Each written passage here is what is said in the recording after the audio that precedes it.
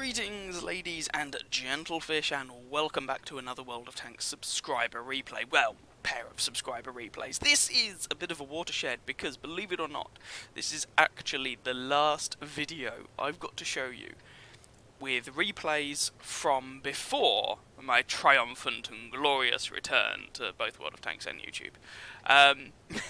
So, for those of you who've been with me at least a short while, you'll be aware that for various reasons I ended up taking a break from things for about a year and came back toward the end of August last year.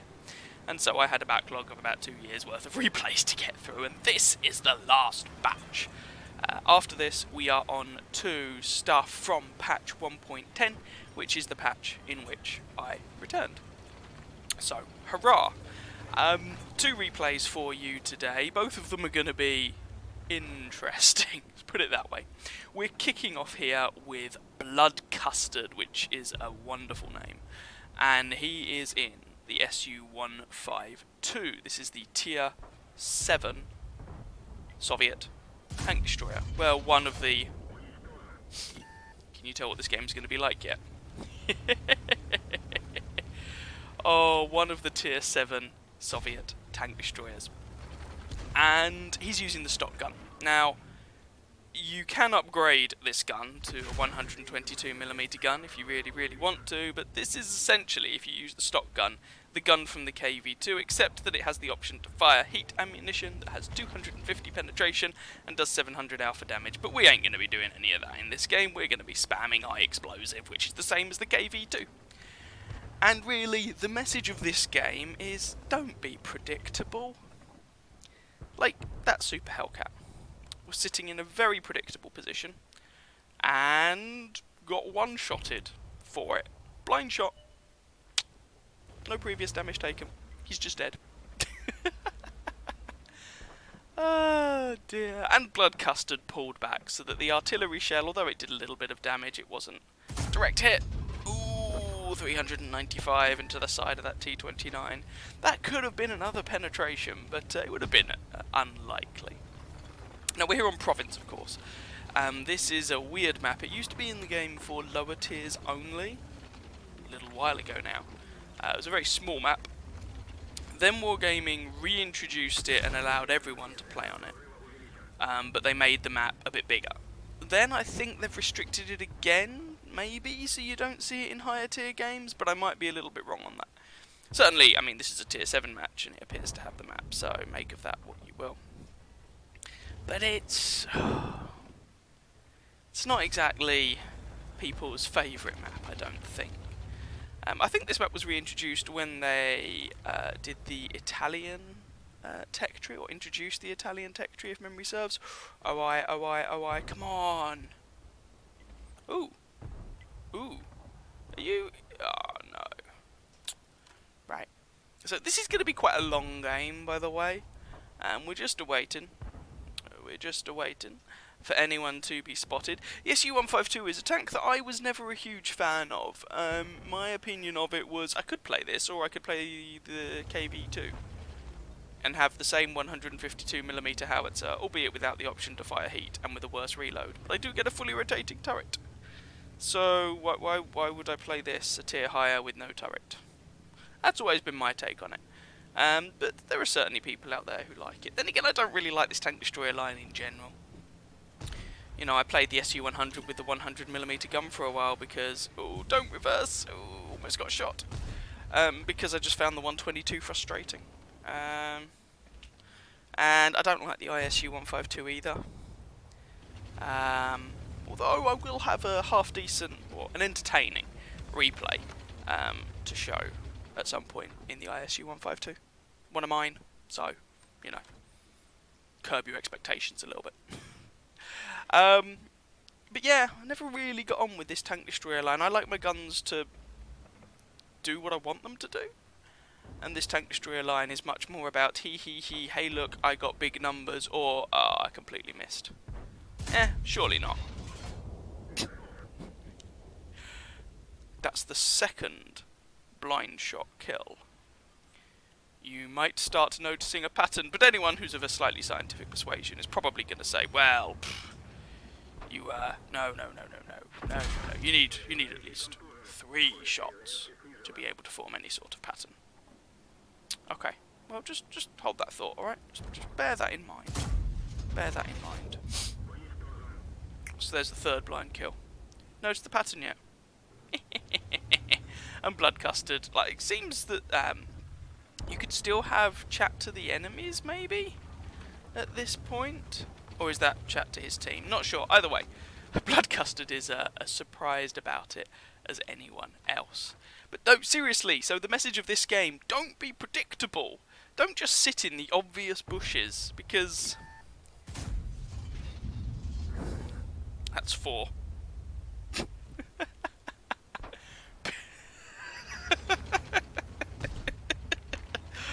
Oh, I love this replay. Because, well, you'll regret it. Oh, right. So don't pay attention to the 395 damage that the game client says Blood Custard has done, because that only reports the damage that it's seen. Yeah? And Blood Custard has definitely done damage that we haven't explicitly seen. So just bear that in mind. Anyway, let's get on with the rest of the game, shall we? The scoreline's 8-6. Should probably actually pay attention to what's going on rather than just giggling. Scoreline's 8-6. Okay. We're taking this seriously now. Serious.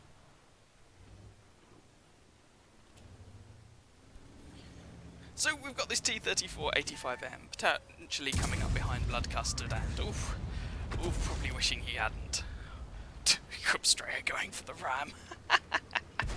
Anyway, the T-34-85M dies. So by the way, those 376 damage rolls, again, they're not penetrations. They're just not. It's just 152mm high explosive to your side. Anyway, right. The EBR, I'm sorry, serious. The EBR Hotchkiss, the tier 7 wheeled French light tank, has put a couple of shots into Blood Custard now, plus the OI shot and whatnot. So Blood Custard is now a 1 shot. 870 hit points. Doesn't necessarily go very far. And we're getting to that stage in the game where things can be a little bit tense. The friendly team is winning, but that comes with a big healthy caveat. That this is province, and the 2 cap circles are positioned down in the ravine, and people can shoot into them. And essentially, you can, even with a nice big healthy lead, it's easy for that lead to evaporate, disappear into the mists and the ether. The ISU game I mentioned that I'm going to show at some point kind of has quite a lot of that going on. But let's not spoil that, and that won't be shown for a little while anyway. So, how are we going to approach this? Well, it's not as if Blood Custard can really do any pushing now, is it? He's got 61 hit points left. If anyone so much as sneezes on him, he dies. Oh, but could he get the kill on the artillery? Oh, so close. And it's actually the friendly artillery who picks up the kill. Oh, that one was a shame. But we've still got just under 7 minutes left, and the friendly team does have a 3-kill lead. So what we really need is... I was going to say someone to go over and give that OI a hand. Oh, I would have taken the shot not fully aimed against the front of the T-29 there. Even if I hadn't hit, it would have probably done some damage. Blood Custard does go for the blind shot, but no. That'd be pushing his luck a little bit too much, surely. Well, anyway, more on that later. Spoilers. But anyway, I would have taken the shot unaimed on the basis that you might have got some damage on the T-29, and that might have killed him or enabled your artillery to finish him off. Now the problem is, of course, that at some point, if they want to win, the friendly team's going to have to go over there and punch the bad guys in the face. Either that or the bad guys are just going to drive straight forward into the friendly guns, but that seems unlikely. Surely not. No. No more of this blind shotting nonsense. Hey, to be fair, it's worked to pick him up 4 kills. So, we don't know exactly how much damage done, because it depends how many hit points those guys had, but 4 blind kills is still 4 blind kills. So there's that T-29, 148 hit points left on him. Or if he just reverses a little bit, yes, yes, yes, maybe, ooh, maybe the turret there?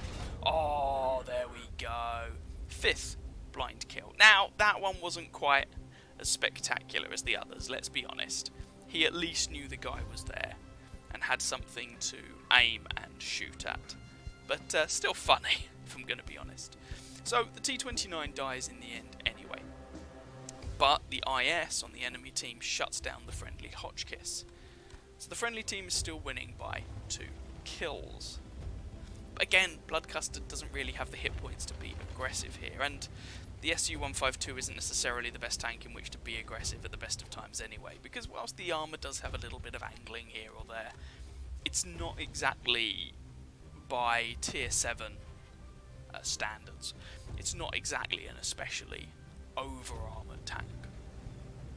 Nonetheless, someone's going to have to do something.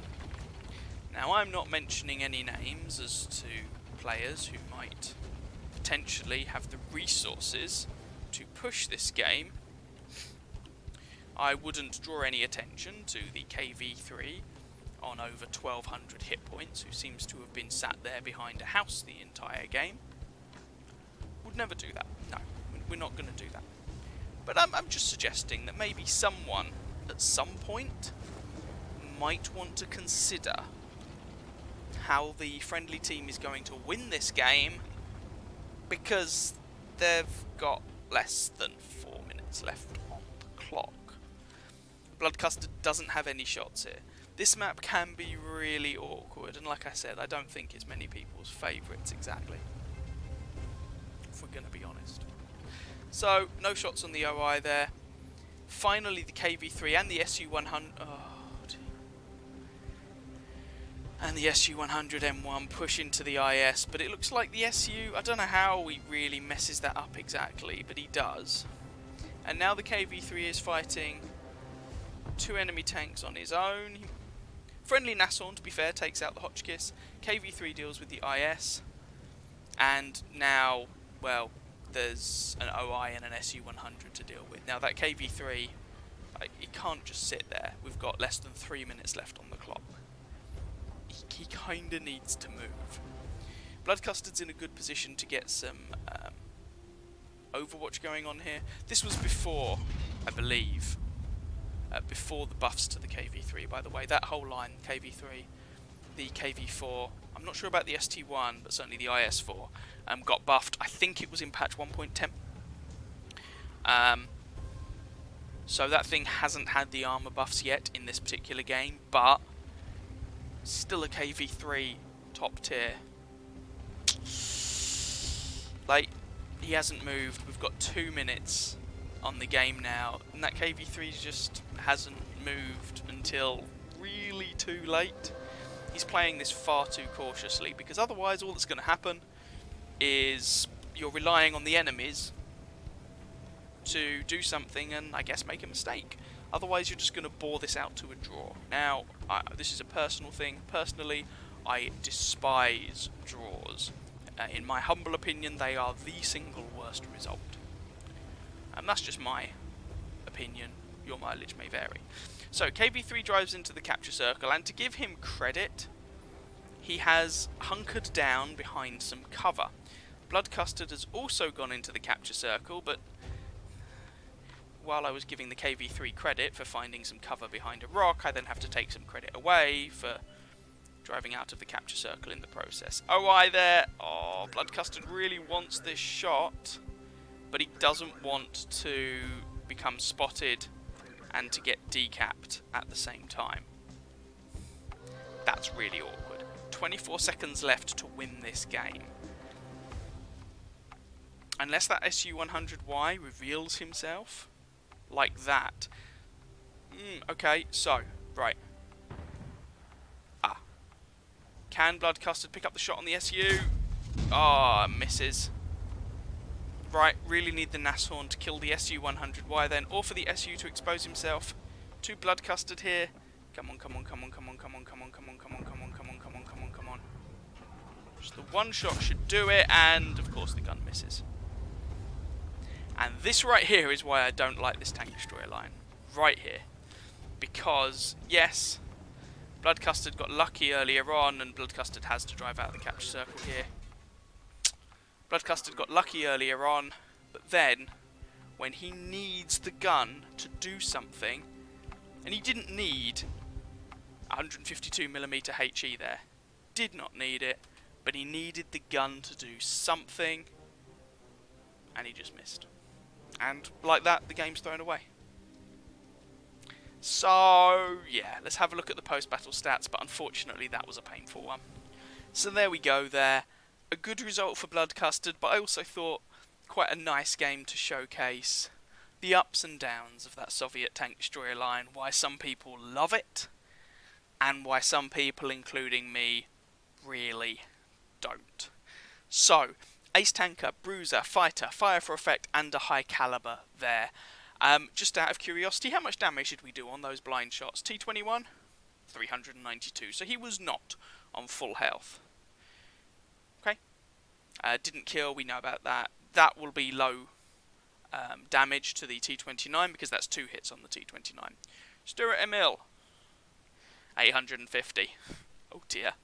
AMX-12T, 650. Super Hellcat, 800. So 3 of those blind shots were full health. 3,611 damage done there, 5 kills, 776 base experience. Remembering, of course, that with the High Caliber medal, Bloodcustard there will get the Heroic Resistance bonus, so he'll get some more experience, and thus was able to pick up the Ace Tanker. 776 is not enough to ace this tank on its own. Shoutouts should probably go to the Nashorn, 1,700 damage from him, not top tier, and also he didn't just camp base, he was much more active than that. And on the enemy team, 1,800 damage and 5 kills from the Su-100Y. Sure, he basically just camped and got lucky. Certainly with regard to not dying to Bloodcustard's gun there, but all the same, still a good result from him, and 2,500 damage from the OI, so well done to him. 13 shots fired, 7 hits, 4 pens for that damage count, most of which was from relatively long range. 5 hits received, 3 penned, 1 didn't. A little bit of splash from the artillery as well. 180 damage blocked by Bloodcustard's armour, and 280 assistance into the bargain. And because Bloodcustard only fired high explosive ammo, actually not much in the way of ammunition resupply. In fact, there's nothing here for ammunition resupply, making me wonder if Bloodcustard had already bought a bunch of HE shells. Anyway, 51,500 credit profit there. Unfortunately, Bloodcustard dying shortly before the end, but I think, that was a very awkward situation, and by rights Bloodcustard should have won that, but then you could argue by rights maybe Bloodcustard shouldn't have picked up 5 blind kills, so swings and roundabouts to be fair. So there we go, now that you're all nice and warmed up, sorry for showing you a slightly depressing game I suppose, but hey, we showcase losses and draws here as well as wins. Let's have a look at another game. Given the number of replays sent to me by a certain individual, even while I was not actively making YouTube videos or playing the game or anything like that, it seems fitting that the last replay I'm going to showcase from my little hiatus period is one of Pansy's, let's be honest. Trust me, from patch 1.10 onwards, which I guess should be next week when I'm showing replays from that, there's a greater variety of players being showcased, just because there's a greater variety of people who've sent me replays. And just to finish off this little period, I suppose, Pansy here is playing the Chimera, not a common tank at all. This is a tier 8 British reward medium tank. So this is the second reward from the second campaign, and essentially it has a dirty great big gun. This 127mm gun does 440 alpha damage, has 218 penetration, and everything else about the tank is ugh. I mean, it's not slow. You can see here Pansy's happily doing between 40 and 50 kilometers an hour, but you wouldn't describe it as super fast either. You don't get that kind of typical British gun depression. The gun handling is not good. The penetration isn't amazing. You're getting 440 alpha damage. Be happy with that. And if you want more, go and play a Defender or a VK 101p. Or any of the other increasing number of tanks at tier 8 that seem to be packing ridiculous alpha damage these days with, I don't know, alpha damage creep. Anyway, Pansy is here. He's platooned up with Chaos Raven in his ISU 152. We've often seen Pansy with Chaos Raven. And, oh, there's an Object 257. As it is in the ISU 152, that thing is... Well, I mean, it's the ISU 152. Yeah, ooh, nice shot there. You kind of know what to expect. That was actually a really good shot on the side of the Object 257. That thing has BS side armour, frankly. And if you shoot it down toward the tracks, you really can come a cropper, with that thing having layers and layers of spaced armour and all this other nonsense. So, friendly T10 dies there. This is a tier 9 match, in case it wasn't obvious, by the way. And suddenly Pansy is feeling decidedly outmatched. But he does have a standard B in the background behind him, and his platoon mate there, Chaos Raven. So, see, bounce on the side of the 257 there. Magic Soviet side armor made of purest Stalinium! Or bullshitanium, however you want to describe it. Anyway, Pansy is here, and he is essentially holding this flank, not alone, but he is the front line over here.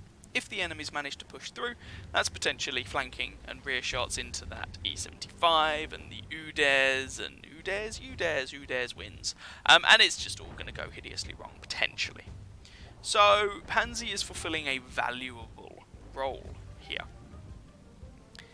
And he's just going to have to hang tight for a bit. Now, the one nice thing here is that if anybody pushes on him, they're going to get slapped in the face for 440.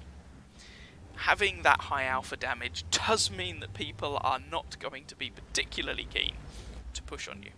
However, the reload's not very good. Ooh, 510. Oh, that's nasty. And Pansy here is loading an APCR round, which is entirely reasonable because he's facing a bunch of tier 9s. And 218 penetration isn't very impressive. 252, well, isn't very impressive for this scenario. 252 is a little bit better. Side of the pike knows, oh well, he's already dead.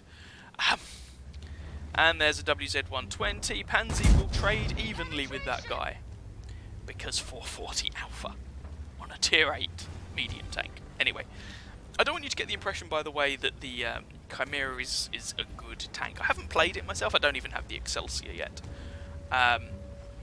But the general consensus appears to be that this is not a great machine.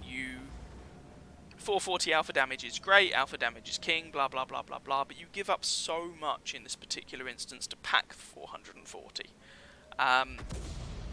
It's questionable as to whether it's worth it in this particular instance, especially when there are other tier 8 tanks that also pack 440 and seem to be more forgiving to play. Defender, Scorpion gets no armor either. So, yeah, in fact, Scorpion actually obviously gets 490 alpha. Hello, Udes, how are you today? Oh dear. Oh, dearie me. Ooh. Someone just took a lot of damage and wasn't using an automatic fire extinguisher. Speaking of El Scorpione, he just got deleted by Chaos Raven. And Pansy's able to put a shot into the front of that Leopard prototype there. So Pansy's down to 600 health.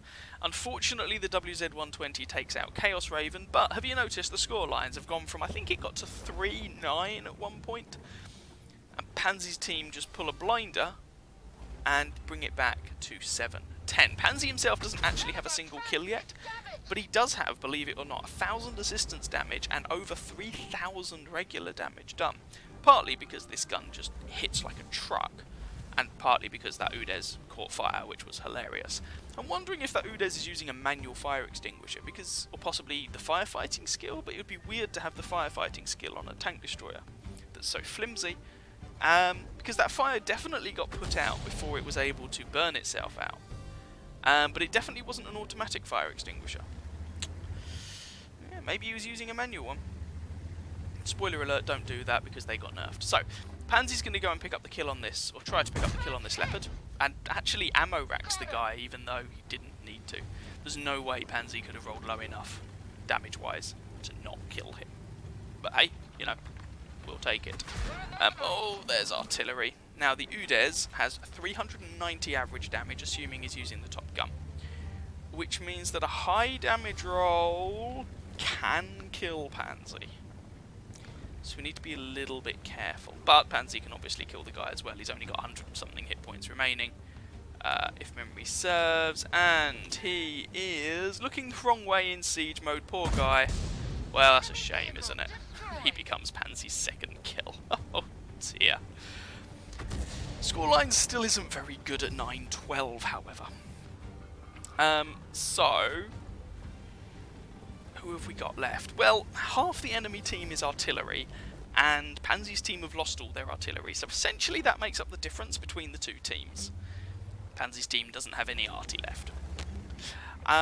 However, if we compare the other tanks, we've got a Standard B, Tier 9 medium tank, Chimera, we've already talked about that, and the Stridsvagn S1, Tier 8 premium Swedish tank destroyer, versus a Stridsvagn 103, so that's the Tier 9 Swedish tank destroyer, the T-30, Tier 9 American tank destroyer, and Centurion 5, Tier 8 premium British medium tank. We don't know what the hit points of those guys are. I mean, you might have seen it as the game progressed, but I wasn't paying attention, so I don't know. And we're just going to have to see how this one plays. Now, Pansy is a potential one-shot for the Stridsvagn. It'd have to be a high damage roll, but it could definitely happen. He's a likely one-shot for the T-30, unless the T-30 is using the small gun. And he's a two-shot, realistically, for the Centurion. Speaking of the Stridsvagn, hello Mr. Stridsvagn. How are you today? You're overmatched, that's how you are. Thankfully the guy was a one-shot.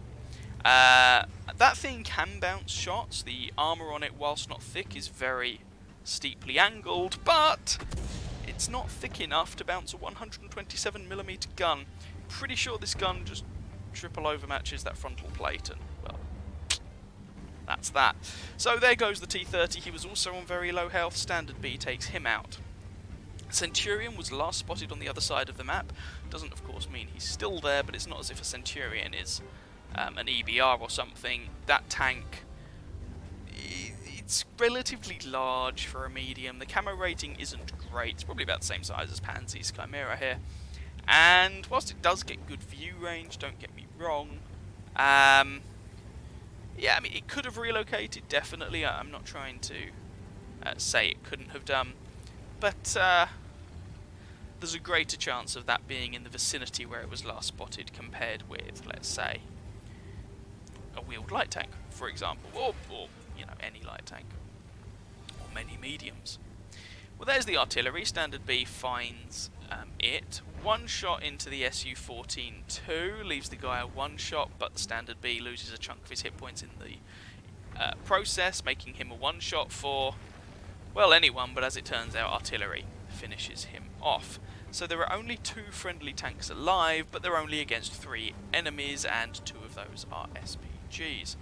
Pansy is the one essentially doing the spotting here, so it's a good thing that he has made sure he has some half-decent view range going on. Don't know what the base view range of the Chimera is. I am expecting it's probably around the 380 mark. I don't imagine it will get the 400 that the Centurions get, but I'm sure someone will correct me if I'm talking out of my bottom. So coming along here, Lorraine 15551 should be a reliable one-shot. Pretty sure the Batchat 15555 has 440 hit points, so that's a one-shot 50% of the time, if we're going to be honest. Depends which artillery Pansy comes across first. It can be unreliable. I'm tempted to say, oh, maybe he should have a HE round loaded, but if we're going to be honest, can be unreliable, and the AP should be enough for us another ammo rack to deal with. Certainly the Tier 8 artillery anyway. So that's 2 tanks who have been unnecessarily ammo racked. Well, I guess in that case, at least it could have made a difference. It would have been possible for Pansy to roll low enough to not kill him. This gun can roll as low, of course, as 330. But I mean, it was unlikely. The ammo rack just made good. on it.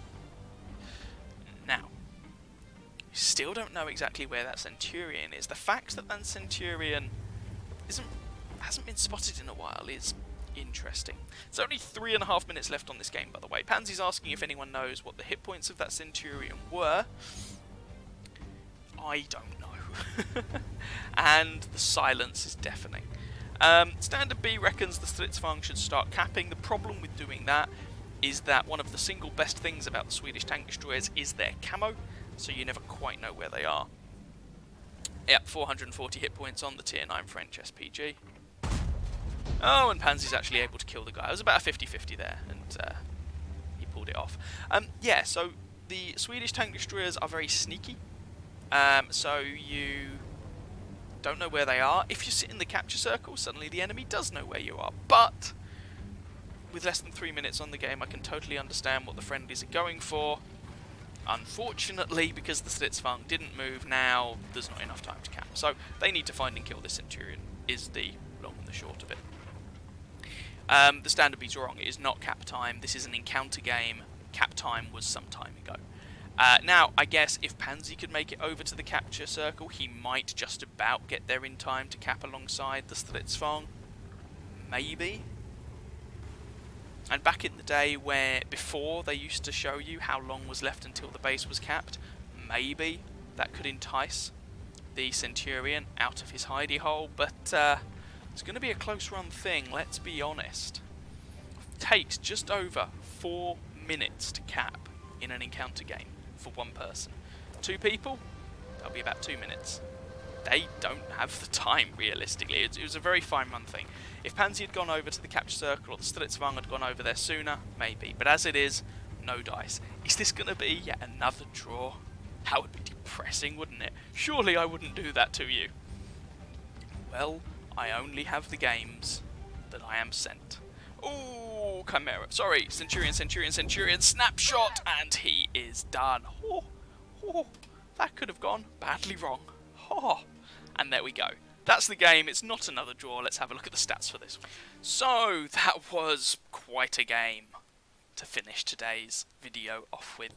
Ace Tanker, Spotter, Bruiser, Demolitionist twice if you want to be pedantic, Duelist, Fire for Effect, a High Caliber, a Top Gun, a Pascucci's medal for those 2 SPG kills, and is that a Leverschleio's medal for killing 2 enemy tanks or TDs that are at least 1 tier higher than you.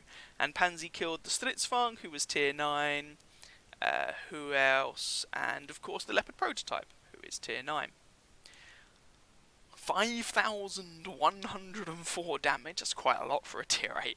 6 kills or 1,805 base experience. Lovely result there from Pansy. Shoutouts should also go, just worth a quick mention, the Stridsvagn S1. 2.4k damage from him is not a bad result at all. Though, yeah, you could definitely argue he should have gone to the capture circle a bit sooner. Standard B, 3.2k damage from him, that's a respectable result. And the LT432, 1200 damage and 1500 assistance isn't too shabby at all. Commiserations on the enemy team at T30, 3.2k damage from him. Unfortunate, my friend. Artillery, you know, shout out where shout out's due. 1900 damage and what, 1300 from stunning. Nice job. And everyone else was a little bit mediocre. 14 shots fired, 13 hits, 12 pens, which I would get the impression you cannot expect from this gun on a regular basis. Certainly it helped that most of the shots that Pansy took, as you can see, there were from pretty close range. 4 hits received, 2 penned, 2 did not, for a little bit of shot bouncing there, although again, I think more due to luck than judgment. The armour on the Chimera, I believe, is not particularly impressive. 9 enemy vehicles damaged, 6 destroyed, 1400 assistance damage, and that's a lot of credits, but this is not a premium tank, so you can see most of those credits are actually from some sort of mission payout. And without that mission payout, the profit, whilst still respectable, would have been rather less substantial. You do not make tier 8 premium tank credits with this thing because it is not a tier 8 premium tank. So there we go. last pair of replays from my self-enforced absence. I hope you guys enjoyed them. As I said, we'll be moving on to patch 1.10 replays as of next week. If you did enjoy them, by all means feel free to catch some of my other videos and or subscribe to my channel. If you want to send your own replays to me, then jump onto Discord. There's a link to Discord in the video description.